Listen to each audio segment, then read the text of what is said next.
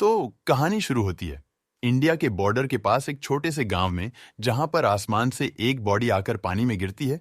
एक छोटे से बच्चे का ध्यान उस पर जाता है और तभी उस बॉडी को गांव में ले जाया जाता है। उस पर बहुत सारी चोटों के निशान थे, इसीलिए उसकी पूरी बॉडी पर पट्टियां लगा दी जाती है और उसका इलाज चलता है। कुछ महीनों बाद उस गांव को कब्जा करने के लिए कुछ गुंडे आते हैं और पूरे गांव के अंदर अफरा तफरी मच जाती है और वह सभी बेरहमी से उन गांव वालों को जान से मार रहे थे। वह गांव वाले एक देवता को पूजा करते थे और तभी वह उनसे गुहार लगाते हैं कि किसी सूरमा को हमारी मदद के लिए भेजो। और तभी हम देखते हैं कि पट्टियों में बंधा शख्स, जो कि इस मूवी के हीरो यानी कि शाहरुख खान है, वो खड़े होते हैं और आकर एक एक की धुलाई करने लगते हैं और उस गांव के लिए भगवान का स्वरूप बनकर हर किसी की जान बचा लेते हैं। मारपीट के बाद उस शख्स को यह नहीं पता कि आखिर में हूं कौन। तब उसी गांव में से छोटा लड़का आकर कहता है कि मैं बड़ा होने के बाद यह पता जरूर लगाऊंगा कि आखिर आप हो कौन। और यहां से कहानी आगे जाती है 30 साल आगे। एक मेट्रो ट्रेन में एक फैमिली बैठी थी और तभी आपस में कुछ लड़कियां एक दूसरे से बातचीत करती है और कहती है कि अब वक्त आ चुका है। और तभी हम देखते हैं कि ट्रेन टनल के अंदर रुक जाती है और यहां जो लड़कियां आपस में बातचीत कर रही थीं, हम व्यूअर्स के पता चलता है कि उन्होंने ही यह ट्रेन हाईजैक करी है। फिर ग्रैंड एंट्री होती है शाहरुख खान की, जो कि कंट्रोल रूम में फोन लगवाकर यह कहता है कि पूरी ट्रेन मैंने हाईजैक करवा ली है। अगर इस ट्रेन में मौजूद लोगों की जान बचानी है तो मेरी बातें माननी होगी। अब एक नेगोशिएट को बुलाया जाता है और उनका नाम होता है नर्मदा। हालांकि ट्रेन में पुलिस ऑफिसर भी मौजूद होता है, जो कि इन सभी की जान बचाने की कोशिश करता है, मगर टकलू महाराज के आगे टिक नहीं पाता। नर्मदा के फोन उठाने पर शाहरुख का कहना था कि मुझे एग्रीकल्चर मिनिस्टर से बात करनी है। अगर मेरी बात नहीं हुई तो 5 मिनट के गाने के खत्म हो जाने के बाद में हर मिनट एक एक शख्स की जान जाएगी। और अब नहीं चाहते हुए भी पुलिस हेडक्वार्टर्स में एग्रीकल्चर मिनिस्टर को आना पड़ता है, जहां पर शाहरुख का कहना था आपके एग्रीकल्चर के पूरे 5 सालों में अभी तक 10,281 किसानों ने अपनी जानें ली है। आखिर ऐसा क्यों है कि मर्सिडीज कार लेने पर सिर्फ 8% का लोन है, जबकि एक किसान अगर ट्रैक्टर लेने जाए तो उस पर 13% का लोन है। अगर इन सभी लोगों की जान बचाना हो तो मैं एक अकाउंट नंबर भेज रहा हूं, उस पर 40,000 करोड़ ट्रांसफर कर दो। जिस पर एग्रीकल्चर मिनिस्टर का कहना था कि इतना पैसा तो हमारे पास नहीं है। शाहरुख कहता, अगर तुम्हारे पास नहीं है तो अपने किसी बिजनेसमैन दोस्त से ले लो। आखिर तुमने इतनी बार उस दोस्त की मदद भी तो करी है, तो आज उसकी बारी है तुम्हारी मदद करने की। और तभी हम काली गायकवाड़ को देख पाते हैं, जो कि इस वक्त एक फ्यूनरल अटेंड करने के लिए आया था। हालांकि उस शख्स को मारा भी उसी नहीं था। अब सीन यह था कि ट्रेन के अंदर जितनी भी लोग मौजूद थीं, उसी में से आलिया नाम की एक लड़की था। यह काली की बेटी होती है, जिसके कारण काली 40,000 करोड़ इनके बताए गए अकाउंट पर ट्रांसफर करने पड़ते हैं। जिस पर आलिया चीफ यानी शाहरुख को कहती है कि तुम एक चोर हो, जिस पर चीफ का कहना था कि तुम्हारे बाप से बड़ा चोर नहीं। और हाँ, घर जाने के बाद में अपने बाप को एक मैसेज देना और एक नाम बताना, जो कि था विक्रम राठौड़। जिस पर आलिया का कहना था कि चोर वह नई चोर तुम हो। और यहां पर हमें उन हाईजैकर्स में से एक लड़की, जिसका नाम होता है कल्कि, उसकी पास दिखाई जाती है। उसके फादर एक किसान थे और आज वह एग्जाम देने के लिए निकल ही रही थी। तभी बैंक के रिकवरी एजेंट उसके घर पहुंच जाते हैं, उससे बहुत ज्यादा मारपीट करते हैं और उससे 40,000 मांगते हैं। जिस पर उस किसान का कहना था कि बारिश आई नहीं, और जब आई तो पूरी फसल बर्बाद हो गई। मुझे 10 दिनों का वक्त चाहिए ताकि मैं आपके पैसे चुका सकूं। मगर वह रिकवरी एजेंट उसके साथ बुरा व्यवहार करता है। इनफैक्ट उसकी लुंगी तक उतार देता है और वह किसान अपनी फैमिली के सामने ही नंगा हो जाता है। अपनी बेटी का कहीं एग्जाम बिगड़ ना जाए, इसलिए सबसे पहले वह किसान अपनी बेटी को स्कूल में परीक्षा देने के लिए भिजवाता है और अखबार में एक न्यूज रीड करता है कि अगर किसान की मौत होती है तो उसके परिवार को 2 लाख रुपए मिलता है। और इसी चक्कर में वह अपने आप को फांसी लगाकर जान से मार डालता है। अगले दिन फिर से रिकवरी एजेंट उसके घर पर जाता है तो यह कल्कि की मॉम का मंगलसूत्र तक उसके गले से तोड़ देता है। इस पर कल्कि को बहुत ज्यादा गुस्सा आता है और वह एक फावड़ा लेकर उस एजेंट की जान ले लेती है। और यही रीजन था कि अब उसने चीफ की कमांडो को ज्वाइन कर लिया था। नर्मदा, जो कि एक पुलिस ऑफिसर थी, वो ये नहीं चाहती थी कि इस ट्रेन में से सिविलियंस के अलावा वह हाईजैकर्स भी बाहर निकले। इसलिए वह अपनी पूरी टीम को तैनात कर देती है वहां पर और उनके निकलने का इंतजार करती है। मगर मनी हाइस्ट की तरह यहां पर चीफ ने ऑलरेडी सभी को खुद की तरह ममीज वाला मास्क लगाकर ट्रेन से बाहर निकाल दिया था और खुद भी उस ट्रेन में से बाहर निकल गया। हालांकि यहां पर एक रोबोट के हाथ में मशीन गन देकर छोड़ दिया था ताकि पुलिस वालों को यह लगे कि हाईजैगर जब भी ट्रेन में है और बहुत सारी गोलीबारी होती है, मगर वह तो इनकी आंखों के सामने ही बचकर निकल जा चुका था और जो 40,000 करोड़ काली गायकवाड़ के अकाउंट से ट्रांसफर हुए थे, उसे 7 लाख इंडिया के किसानों में दिया जाता है जिनके ऊपर कर्जा चल रहा था। इस बात की सारी इंफॉर्मेशन नर्मदा आकर काली गायकवाड़ को देती है, जिस पर वह अपने बाकी सभी लोगों को, यानी कि जिसमें उसका भाई और उसका जीजा भी शामिल था, उससे कह रहा था कि शांति रखो, थोड़ा सा वक्त आने पर हम इसे पकड़ लेंगे। उसके बाद हम चीफ को देख पाते हैं जो कि अपने फेस से अपना मास्क उतारता है और हमें पता चलता है कि वह तो बहुत ही ज्यादा जवान है। जब आलिया अपने पिता के पास वापस आती है तो कहती है कि मेरी जान तो बच गई, मगर जिसने मुझे किडनैप किया था उसने आपके लिए एक मैसेज छोड़ा था और वह है विक्रम राठौड़। ये नाम सुनकर एकदम से काली फ्लैशबैक में चला जाता है और थोड़ा सा टेंशन में भी आ जाता है। वहीं दूसरी तरफ हम चीफ को देख पाते हैं जो कि इस वक्त बेलमवाड़ा महिला जेल का इंस्पेक्टर होता है और इनके जेल को वर्ल्ड वाइड सोशल वर्क अच्छे करने के तौर पर इनाम भी मिलता है। हमें पता चलता है कि सभी हाईजैकर एल डिडैट की इसी जेल में रहती है। उधर चीफ की एक मूवी मां भी होती है जिनका नाम होता है कावेरी अम्मा और वह उसे आजाद कहकर बुलाती है और कहती है कि अब तो बहुत ज्यादा टाइम हो गया, तुम्हें शादी कर लेनी चाहिए और इस बार की तरह तुम उस लड़की को रिजेक्ट नहीं करोगे। और जब वह लड़की दिखाई जाती है तो वह होती है महज 6 या 7 साल की बच्ची और वह कहती है कि मैं अपना पापा ढूंढ रही हूं। लड़की से मुलाकात तुम्हारी तभी होगी जब मैं पूरी तरीके से सेटिस्फाई हो जाऊंगी कि क्या तुम मेरे पापा बनने के लायक हो भी या नहीं। खैर, बच्ची का नाम था सूजी, जो कि क्लास में एक सब्जेक्ट को छोड़कर बाकी में फेल हो गई थी। सूजी की मॉम जो निकलती है वह होती है नर्मदा, जिसे देखकर एक बार तो खुद आजाद चौंक जाता है और थोड़ी बात करने के बाद शादी के लिए यह दोनों तैयार हो जाता है। अब हमारे चीफ का अगला टारगेट था हेल्थ मिनिस्टर, जो कि बड़ी बड़ी बातें कर रहा था। ये कह रहा था कि आजकल के गवर्नमेंट हॉस्पिटल्स में नई टेक्नोलॉजी वाली मशीन्स, बढ़िया एजुकेटेड डॉक्टर्स, ढेर सारा स्टाफ और बहुत सारी मेडिकल फैसिलिटी अवेलेबल। अगर आज की तारीख में मुझे गोली भी लग जाए तो किसी प्राइवेट हॉस्पिटल में मत लेकर जाना, पास ही के किसी गवर्नमेंट हॉस्पिटल में ले जाना। मेरे लोग मेरी जान बचा ही लेंगे। और तभी दूर से उन हाईजेसर्स में से एक आकर उसके कंधे पर शूट कर देती है। तभी ढेर सारी गाड़ियां उस मंत्री जी को बचाने के लिए आती है और एक की जगह 2 एम्बुलेंस आती है। सभी को लगता है कि एम्बुलेंस के अंदर हेल्थ मिनिस्टर बैठे हुए और उन्हें फटाफट से प्राइवेट हॉस्पिटल लेकर जाया जाता है। मगर पता चलता है कि जो दूसरी वाली एम्बुलेंस आई थी उसके अंदर मंत्री जी को किडनैप करके कहीं और ले जाया जा चुका है और वह जगह होती है पास ही का एक गवर्नमेंट हॉस्पिटल, जहां पर कोई भी फैसिलिटी अवेलेबल नहीं थी, ना ही व्हीलचेयर, ना ही ऑक्सीजन मास्क, ना ही अच्छे इक्विपमेंट्स और ना ही अच्छे डॉक्टर्स। तो डॉक्टर कहते हैं कि भैया, मैं इनकी जान नहीं बचा पाऊंगा, कम से कम मुझे 4 तो डॉक्टर लगेंगे, उसके ऊपर से बहुत सारी मेडिकल किट लगेगी और 3-4 बड़ी बड़ी मशीनें। और यह सारी चीजें रिकॉर्ड करवा के चीफ अगेन नेगोशिएटर से बातचीत करता है, जिस पर नेगोशिएटर कहना था कि आखिर मंत्री जी की जान बचानी है तो ठीक है, हम तुम्हारी बातें मान लेते हैं। लेकिन यहां पर ट्विस्ट यह था कि शाहरुख खान को सिर्फ इसी वाले हॉस्पिटल में नहीं, बल्कि इंडिया में जितनी भी गवर्नमेंट हॉस्पिटल्स है उसमें यह सारी की सारी फैसिलिटीज चाहिए थी।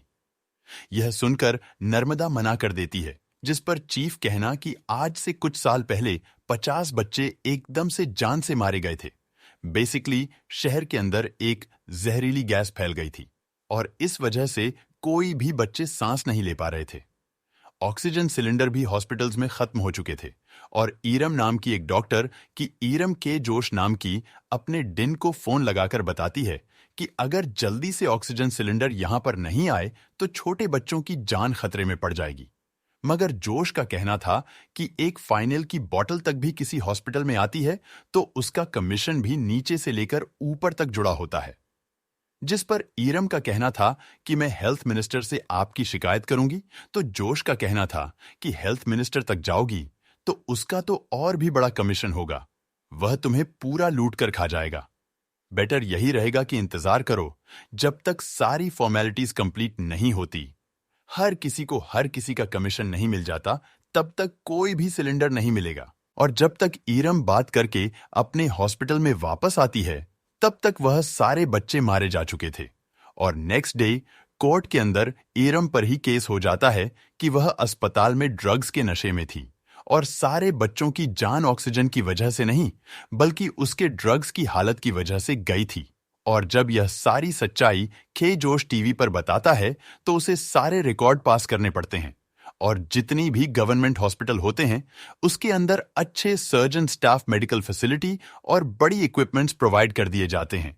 यानी कि जो काम पिछले 10 सालों में हेल्थ मिनिस्टर ने नहीं किया था, वह सिर्फ 5 घंटों में हो गया। अब लास्ट टाइम की तरह इस बार भी नर्मदा चाहती है इस हाईजैकर्स को पकड़ना।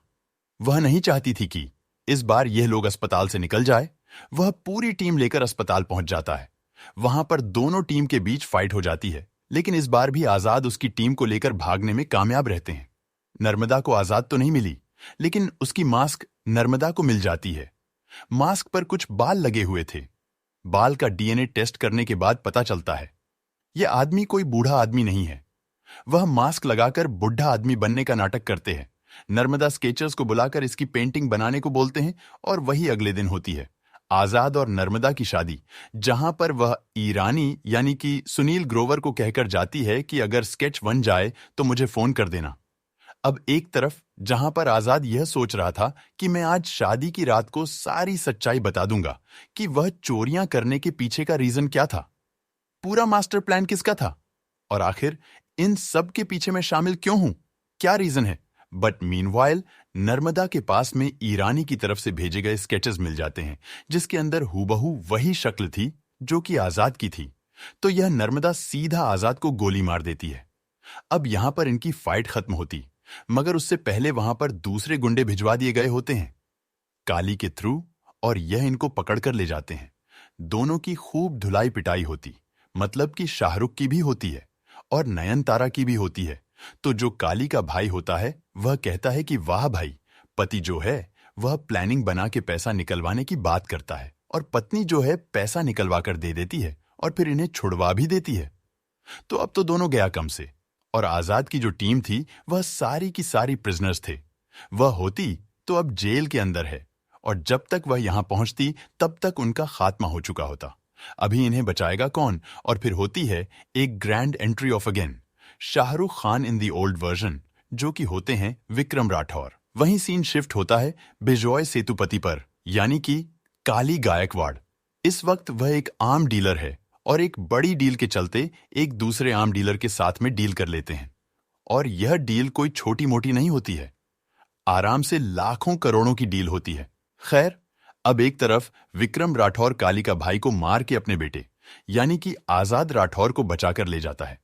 वहीं दूसरी तरफ नर्मदा अपनी पुलिस टीम में वापस आ जाती है और सभी को यह बताती है कि भैया चोरों के पीछे विक्रम राठौर और आजाद राठौर के मिलकर के हाथ है, और इनकी जो 6 लड़कियों की टीम है वह जेल के अंदर ही है। मैंने उनके फेस भी देख लिए हैं और मैं जान भी गई हूं कि वह कौन कौन लड़कियां हैं, मगर विक्रम के लोकेशन निकलवाने के लिए मुझे उन लड़कियों से बात करनी पड़ेगी। इसलिए ईरानी यानी कि सुनील ग्रोवर उसकी कॉलर पर एक माइक लगाकर उन लड़कियों के पास भिजवा देता। अब नर्मदा उन सभी के लड़के के बीच में आकर सभी के झूठ झूठ कहती है कि आजाद एक अच्छा इंसान नहीं है, बल्कि एक चोर है, एक लुटेरा है। उसने मेरे साथ धोखा किया और अब मुझे भी जेल में डाल दिया गया है, और वह तुम्हारा भी यूं ही इस्तेमाल कर रहा है, और तुम्हें भी एक दिन यूं ही खत्म कर दिया जाएगा। जहां पर लक्ष्मी बताती है कि ऐसा नहीं है, और यहां से कहानी अगेन पास्ट में चली जाती है। अब हम विक्रम राठौर की पास्ट स्टोरी देख पाते हैं। यह जो विक्रम राठौर है, यह स्पेशल ऑफिसर है, इन्हें प्यार हो जाता है दीपिका पादुकोण से, यानी कि ऐश्वर्या से। इनकी कमांडर से इनके पास खबर आती है कि पास ही के टेररिस्ट ग्रुप ने हमारे करीब 40 जवानों की ऐसी की तैसी कर दी, मतलब कि 32 तो जान से मार डाले, 2 घायल करवा दिए और 6 को अगवा करके रख लिया। और उन टेररिस्ट ग्रुप के पास में उन 6 सुपर कमांडोज के अलावा और भी नॉर्मल सिविलियंस मौजूद हैं। अब इनके ग्रुप का नाम था अग्नि। मैं अग्नि ग्रुप को यह कमांड्स देता हूं कि जाओ और जाके उन सभी को बचा करके लेकर आओ, क्योंकि तुम ही लोग हो जो कि उनका सामना कर सकता है। अब यह लोग अपनी गन लेकर पहुंच जाते हैं सामना करने के लिए। स्टार्टिंग में तो वह गन सही काम करती है और बाद में गन चलना ही बंद हो जाती। सारे के सारे ऑफिसर्स अपनी गन की वजह से परेशान होते हैं, लड़ नहीं पाते और खुद ब खुद घायल होते रहते हैं। मगर एट द एंड इनकी फाइटिंग स्किल अच्छी थी और इसी के चलते वहां पर धमाके करवाकर उन सभी टेररिस्ट को खत्म कर देते हैं और अपने बाकी सभी सोल्जर्स की जान बचाकर ले आए। इस मिशन को कंप्लीट कर लेने के बाद में जब मेडल मिलता है तो विक्रम राठौर का कहना था कि मेडल तो आज मिल गए, लेकिन ये मुझे बहुत भारी महसूस हो रहे, क्योंकि इन मेडल्स के पीछे हमारे कई सारे जवानों की जान गई है। और रीजन ये नहीं था कि उनकी ट्रेनिंग कंप्लीट नहीं होती। रीजन यह था कि जो गन्स हमने लेटेस्ट लॉट वाली यूज करी थी, जो कि MI3 के नाम से थी, वह सारी की सारी गन्स बेकार थी और फाइट के दौरान चल ही नहीं रही थी। कमांडर जो है पूछताछ करवाते हैं कि भैया यह वाली सप्लाई किससे आई थी, तो मालूम चलता है कि काली गायकवाड़ ये लॉट सप्लाई किया था। तो अब एक मुकदमा चलता है जहां पर ये दोनों ही ग्रुप्स, मतलब कि आर्म्स डीलर काली गायकवाड़ और स्पेशल ऑफिसर विक्रम राठौर आमने सामने बैठे हुए। विक्रम का कहना था तुम्हारी गन चलती नहीं है, जबकि काली का कहना था कि तुम लोगों को चलानी नहीं आती है। मैं बढ़िया वाले मेरे ऑफिसर भेजूंगा और वह तुमको चलाना सिखाएंगे। बाकी जिन लोगों की मौत हो गई उनका पैसा मैं दे दूंगा। तो ये सुनकर आता है विक्रम को गुस्सा। वह कहता है कि भाई क्या तुम्हारा कहना क्या, चलो मुझे बताओ इसका प्रोसेसर क्या होता है। मैगजीन डालते हैं, फिर सेफ्टी लॉग ओपन करते हैं, उसके बाद में एम करते हैं और फिर शूट कर देते हैं। जैसे शूट करता है तो निशाना बदलकर काली को ऊपर कर देता है। वह बेचारा डर जाता है, मगर खराब बंदूक जो थी वह यहां पर भी नहीं चलती है, जिस पर जज को यह अपना ऑर्डर देना पड़ता है कि काली गायकवाड़ के जो लेटेस्ट जितने भी कॉन्ट्रैक्ट हमने लिए हुए थे वह होल्ड पर डाल दिए जाएंगे। रात को जब विक्रम राठौर अपने घर पहुंचता है तो दीपिका के साथ अपने मतलब कुछ स्पेशल मोमेंट स्पेंड करने ही वाला होता है। तभी कुछ गुंडे आकर पहले तो उनके कुत्ते को जान से मार देते हैं और फिर उन दोनों पर ही हमला बोल देते हैं। एज यूजुअल वह होता है काली गायकवाड़, उसका कहना था कि तुम मुझ पर केस करेगा, अब मैं तेरे को ऊपर का रास्ता दिखाता हूं। अब होता यह है कि विक्रम को तो यह लोग अपने साथ ले जाते हैं और पीछे बचती है ऐश्वर्या। उसके घर पर 3 पुलिस वाले भेज दिए जाते हैं और यह बताया जाता है कि तुम्हारा पति देशद्रोही है। उसके घर से यह ढेर सारा ड्रग्स, बहुत सारा पैसा और नकली गन्स बरामद हुई है। उसे तो सजा मिलेगी ही, लेकिन अगर तुम सजा बचना चाहती हो तो इन डॉक्यूमेंट्स पर साइन कर दो। मगर ऐश्वर्या इस बात को जानती थी कि विक्रम ने कोई गलती नहीं करी और वह उन्हीं तीनों को जान से मार देती। इसी चक्कर में उसे जेल हो जाती है। जेल में ले जाने के बाद उसे फांसी की सजा दी जाने वाली होती है। मगर तभी पता चलता है कि वह प्रेग्नेंट है और इंडियन लॉ के अकॉर्डिंग अगर कोई लेडी प्रेग्नेंट है तो उसे यह रियायत मिलती है कि उसका बच्चा जब तक पैदा होकर के 5 साल का नहीं हो जाता तब तक उसे फांसी नहीं दी जाए। यहां पर जेल में मुलाकात करने के लिए अगेन काली भी आता है और यहां पर एक बहुत ही फनी कॉन्वर्सेशन होता है। काली बताता है कि जब फांसी देते हैं ना तो ऐसे आंखें बाहर आ जाती है, जीभ लटक जाती है और चटक से फट्टेक मौत हो जाती है। जिस पर ऐश्वर्या को पूछना था कि आखिर विक्रम कहां पर है। अब हम व्यूअर्स विक्रम को भी देख पाते हैं, जहां पर काली ने ऑलरेडी विक्रम को मारपीट कर ऑलमोस्ट खत्म करने लायक छोड़ दिया होता है और एंड में सीने में 5 गोली मारकर प्लेन से फेंक देते हैं। यानी कि यह वही स्टार्टिंग वाला सीन होता है जब एक लाश गांव के किनारे हमको मिलती। अब यहां जेल के उन 5 सालों में क्या होता है, यानी कि वह प्रेग्नेंट से पहले डिलीवरी करके एक बच्चा पैदा करती है। उसका नाम वह आजाद रखती है। वह आजाद पूरी जेल के अंदर घूमता फिरता रहता है। जेल के लोग उसका परिवार बन जाते हैं और जैसे ही 5 साल का वह लड़का होता है तो उसकी मां उससे कहकर जाती है कि तुम्हें अपने पिता का नाम रोशन करना। विक्रम राठौर, तुम्हारे पिता का नाम है, उन्हें देशद्रोही करार दिया गया था और तुम्हें उनके सर पर लगाए दाग हटाना है। मेरा तुमसे आज अलविदा है और अब से मेरे बाद तुम्हारा ध्यान कावेरी अम्मा रखेगी। और ये कहकर वो चली जाती है, जिसके बाद ऐश्वर्या को फांसी दी जाती है, वो भी आजाद के सामने, और ये देखकर वो बेचारा वही बेहोश हो जाते। कहानी अगेन प्रेजेंट टाइम में आती है, जहां पर अब यह सारी सच्चाई नर्मदा को पता चल चुकी होती है और अब वही डिसाइड करती है कि वह आजाद का साथ देगी। मगर ईरानी, जो कि पुलिस टीम उसके साथ में था, वह डबल क्रॉस कर जाता है और बताता है कि मैं तुम्हारे लिए काम नहीं करता, मैं तो काली गायकवाड़ के लिए काम करता हूं और अब तुम सब मरोगे। अब यहां पर अगेन इन सब के बीच में बहुत ज्यादा फाइट स्टार्ट हो जाती है, मगर लास्ट मोमेंट पर यहां पर आजाद पहुंच जाता है। हालांकि वह नर्मदा को बचाने में कामयाब तो हो गया था, मगर लक्ष्मी जान से मारी जाती है। लक्ष्मी को जान से बचाने की काफी कोशिश की जाती है, मगर अब यह 6 लड़कियों की टीम सिर्फ 5 में बदल चुकी थी, जहां पर नर्मदा कहती है कि तुम्हारी 6 की टीम 6 ही रहेगी, क्योंकि अब मैं भी तुम्हारे साथ।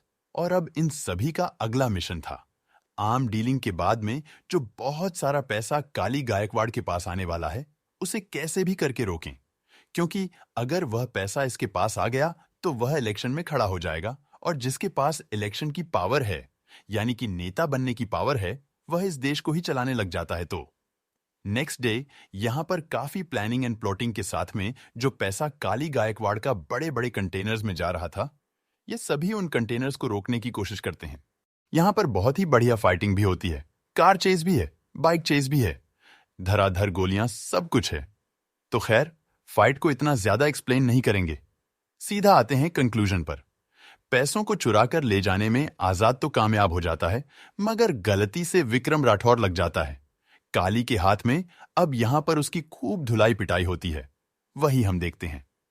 आजाद ने अपना एक नया वीडियो अपलोड कर दिया है, जिसमें वह यह बताता है कि बेलमवाड़ा महिला जेल हमारे कैद में हमने यहां की 6000 कैदियों को बंदूक की नोक पर रखा हुआ है, और हमारी मांगों को पूरा करवाने के लिए कोई निगोशिएटर बुलाओ। अब इस बार बुलाया जाता है संजय दत्त को, जो कि बहुत ज्यादा कड़क होता है, और वह कहता है कि भैया मैं तो इनकी बातें नहीं मानूंगा, मैं तो सीधा हमला करवाऊंगा। अब एक पुलिस फोर्स को, जिनमें करीब 100 सोल्जर्स होते हैं, उन्हें अंदर भेज दिया जाता है। मगर यहां पता पड़ता है कि उन 100 सोल्जर्स के सामने 6000 गर्ल्स, मतलब औरतें खड़ी थीं, जिनके हाथों में ऑलरेडी बंदूक थी, और अब नहीं चाहते हुए भी उस निगोशिएटर यानी कि संजय दत्त को आजाद की बातें माननी पड़ती है, जिसमें आजाद का कहना था कि एक तरफ जहां काली गायकवाड़ का पैसा जा रहा था, वहीं दूसरी तरफ इलेक्शन के लिए वोटिंग मशीन भी जा रही थी, तो मेरे पास पैसा भी पड़ा है और वोटिंग मशीन भी पड़ी। लेकिन इनको रिलीज करने से पहले मेरी यह छोटी सी रिक्वेस्ट है कि इंडिया के अंदर 253 ऐसी फैक्ट्रीज हैं जिनसे निकली हुई हवा वायु को प्रदूषित कर रही है, और निकला हुआ पानी वाटर को पोल्यूट कर रहा है, और उसकी पूरी गैसेस पूरे शहर की ऐसी की तैसी कर रही है, तो सबसे पहले उन पर बैन लगाया जाए। अब यहां पर जो कमिश्नर होते हैं, वो बहुत बड़ी मीटिंग बिठाते हैं, और उनका मानना होता है कि क्या करें भाई, लगाएं कि नहीं लगाएं। लेकिन यह हर बार जो निगोशिएटर अपनी मांगे रखते हैं, वो खुद के फायदे के लिए रखते हैं। इस बार यह देश के फायदे की बात कर रहा है, तो चलो उन सारी की सारी कंपनीज पर बैन लगा दिया जाए, और ऐसा करके उन 253 फैक्ट्रीज पर बैन लगा दिया जाता है, जो कि शहर की ऐसी की तैसी कर रहे थे। मगर जाते जाते आजाद अपना असली चेहरा सभी लोगों के सामने रिवील करता है और बताता है कि मैं विक्रम राठौर नहीं हूं, मैं आजाद राठौर हूं, और मेरी सिर्फ गवर्नमेंट से नहीं बल्कि इस भारत देश में रहने वाले सभी लोगों से एक छोटी सी गुजारिश है कि यह जो उंगली है, इसका सही से इस्तेमाल करें। एक 5 घंटे चलने वाली मस्कीटो केल तक को खरीदने से पहले हम 5 सवाल पूछ लेते हैं कि क्या ये बदबू तो नहीं देगी, क्या ये मच्छर मारेगी कि नहीं मारेगी, कहीं इसको कमरे में लगाने के बाद ज्यादा धुआं तो नहीं हो जाता, तो फिर 5 साल चलने वाली सरकार पर हम उंगली क्यों नहीं उठाते। इसलिए मेरा सभी से कहना यह है कि सरकार चुनने से पहले उनसे क्वेश्चन पूछो कि अगर मैं तुम्हें चुनता हूं तो क्या मेरे परिवार को गवर्नमेंट फैसिलिटीज मिलेगी, मुझे जॉब मिलेगी, या फिर अस्पताल में हमें दवाइयां वगैरह प्रोवाइड होंगी। आगे आने वाले सालों में तुम देश के लिए क्या करोगे। आप लोगों से भी मेरा यह छोटा सा क्वेश्चन है कि आप कौन सी गवर्नमेंट को सपोर्ट करते हैं, बीजेपी या फिर कांग्रेस। कमेंट सेक्शन में बताना मत भूलिएगा। खैर, एक तरफ जहां सारी की सारी बातें कंप्लीट हो जाती है, वहीं पर अग्नि ग्रुप का एक मेंबर काली को सारी सच्चाई बता देता है कि इस वक्त आजाद कहां पर होगा, और यह सभी पहुंच जाते हैं। उसी महिला थाने में अब यहां पर सभी के बीच में अगेन बहुत ज्यादा मार कुटाई होती। काली के पास में उसका एक बॉडीगार्ड होता है जिसकी हाइट ऑलमोस्ट ग्रेट काली जैसी होती है। वह उन सभी को उठा उठाकर फेंकता है, मगर at the end Vikram Rathore और आजाद राठौर ये उन सभी को बहुत मारते हैं, और एट द एंड काली को उसी तरीके से फांसी दी जाती है, यानी कि आंखें बाहर आ जाना, जीव बाहर आ जाना और झट फटाक से मौत हो जाना। और इसी के साथ ये बेहतरीन कहानी यहीं पर खत्म हो। कहानी अच्छी लगी हो तो लाइक कर देना, और अगर नहीं लगी हो तो थिएटर में जाकर देखना, अच्छा मजा आएगा, पैसा वसूल हो जाएंगे। और अगर फिर भी मजा नहीं आए तो मेरे चैनल पर आरबी वीडियो है, देखना। सब्सक्राइब किए बिना मत जाना, क्योंकि जवान को एक्सप्लेन करने का मतलब है एकदम कॉपीराइट स्ट्राइक को सामने से रिस्क ले लेना। तो अगर रिस्क उठाइए, थोड़ा बहुत मेरा भी फायदा कर दो। बेल आइकन को प्रेस करते हुए जाना, क्योंकि अगर बेल आइकन प्रेस नहीं करोगे तो फिर अगली आने वाली नोटिफिकेशंस नहीं मिलेंगे। तब तक के लिए keep watching and stay safe. मिलते हैं।